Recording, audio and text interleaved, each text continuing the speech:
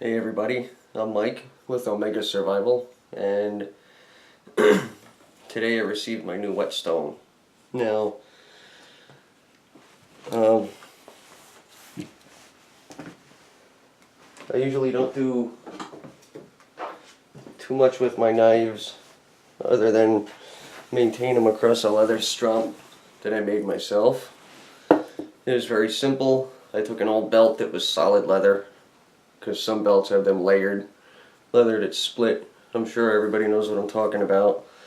I got one that was solid leather, and I got a mixing stick for a 5-gallon bucket of paint, and I cut them to the same size, and I simply rolled contact cement out on both sides, let it tack up, and squoze them together, and it works great. Now, sometimes what I usually use is a Smith field sharpener.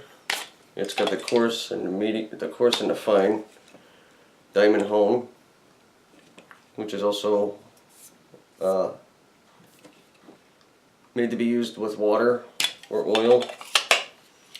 This doesn't always do the job either, no matter how hard I try with it. It's good for quick touch-ups in the field. It'll get a small knife good, but it doesn't work good for big knives. It does work good for my hatchets though.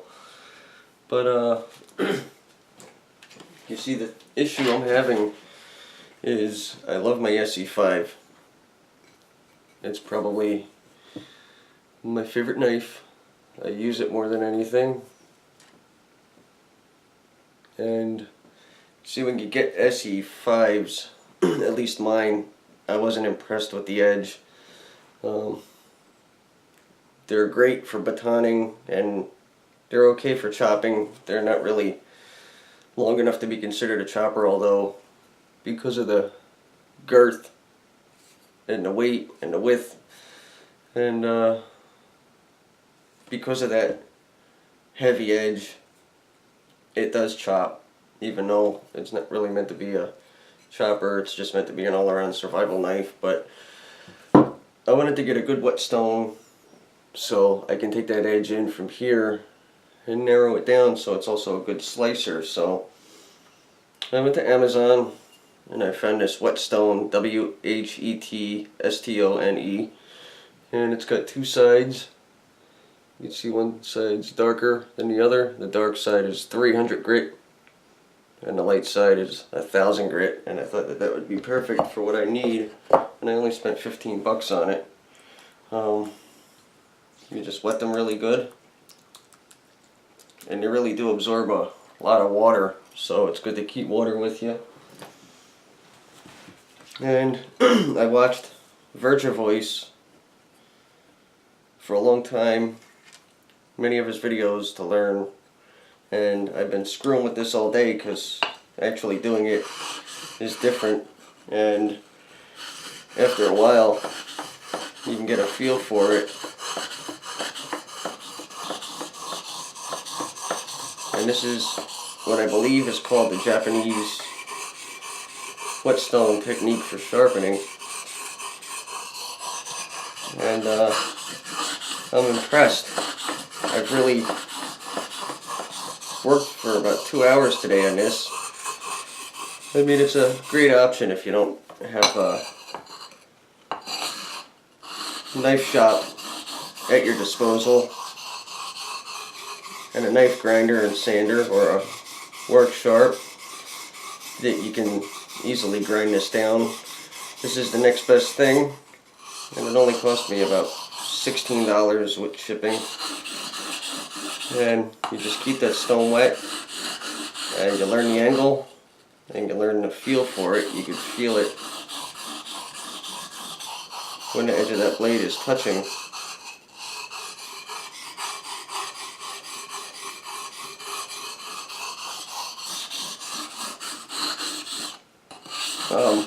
Other than that, I've been using a lot of Bark River knives recently, and they don't really need anything other than a few passes on a leather strump.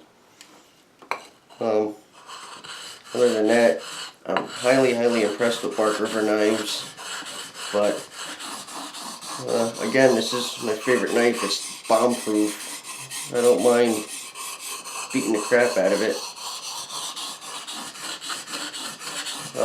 I just like this one.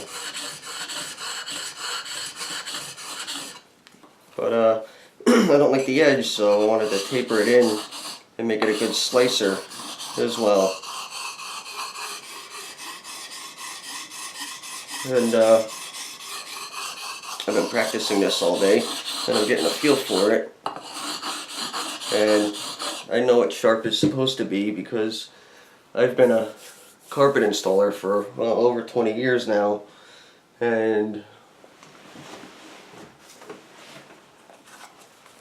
these are the blades I use every day. I go through about 2 boxes of these a week, and these are, without a doubt, the sharpest thing I've ever used. Completely ridiculously sharp. I don't think I've ever come across anything sharper than this. These are even significantly sharper than regular straight razors or utility blades. So, I mean, you get nicked with one of them, you don't even feel it, you just feel the blood run down your hand. Luckily, I haven't cut myself in a very long time because I've been doing it. I've been doing what I do for a really long time, but I did nick myself with a Bark River yesterday, and it was so sharp I didn't even feel it. So that's impressive. But this style of sharpening, I'm actually very impressed with. You just gotta get a feel for it and not go back and forth like this. You gotta keep it straight. If you want to go like this, as Virtue Voice explains it, it'll give it a convex or semi-convex edge. But I'm just trying to not get into any of the specific geometries of the blade. I'm just trying to put a better edge on it and taper it down for sharpening the edge so it makes it a good slicer, and that's pretty much it. And I got my new camera equipment today. I don't have my new editing software yet, but I just wanted to make a quick video and see the results mostly. That's the point of this video. I thought this would be cool to share.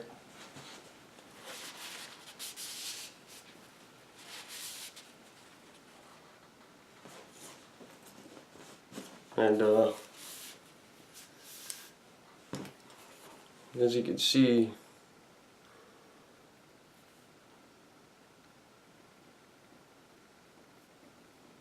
I widened the edge for sure.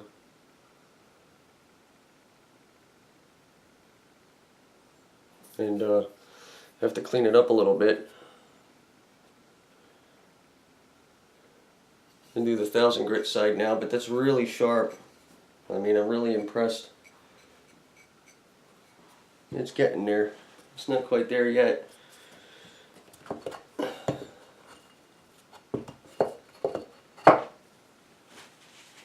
But I'm working on it. Got to keep these stones really wet. Let's do a paper test.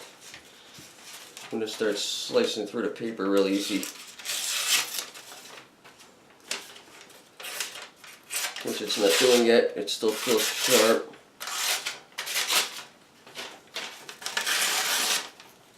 I want it sharper than that though.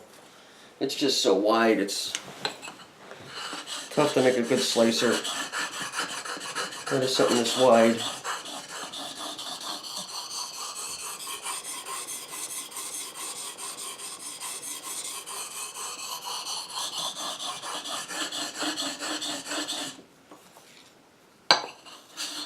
But I'm giving it my best.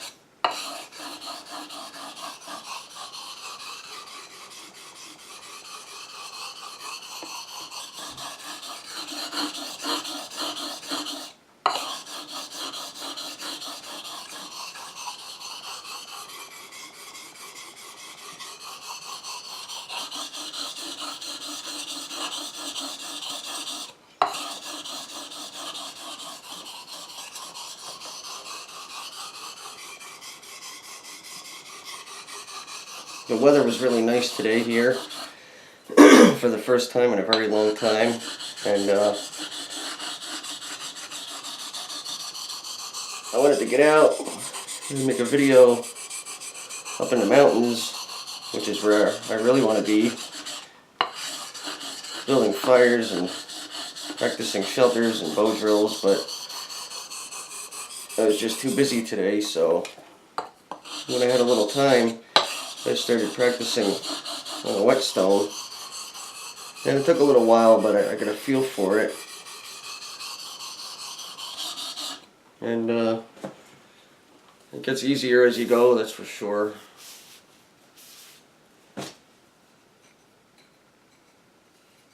But you could feel what direction the sharpness runs in.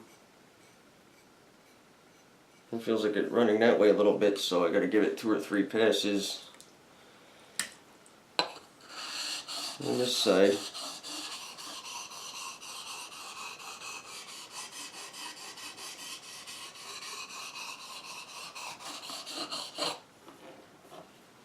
Take that edge, make it perfectly straight.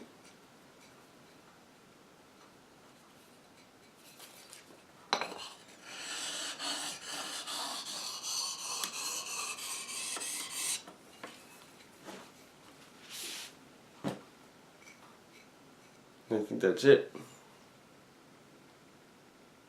Very nice. I think a few passes.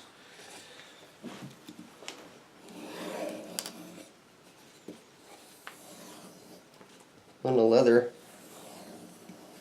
clean the residue off the blade.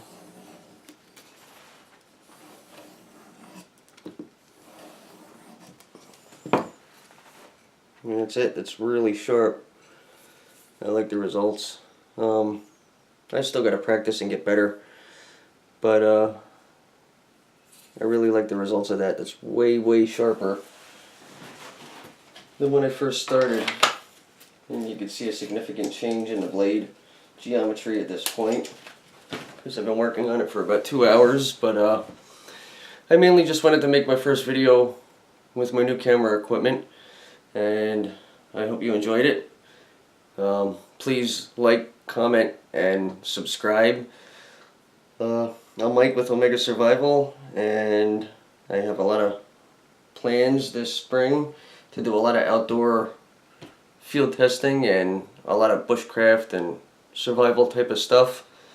So I hope you subscribe and you can get to see what I have in store for my channel. And thanks for your support, and I hope you enjoyed the video. Thanks for watching.